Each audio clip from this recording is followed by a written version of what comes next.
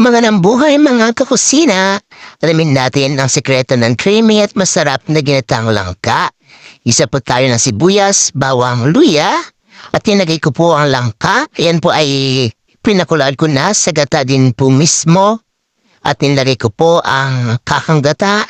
Sekreto po din mga kakusina ay dapat purong gata po ang ating ilalagay.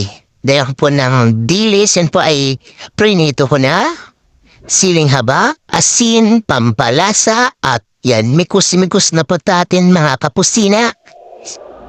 Takpan.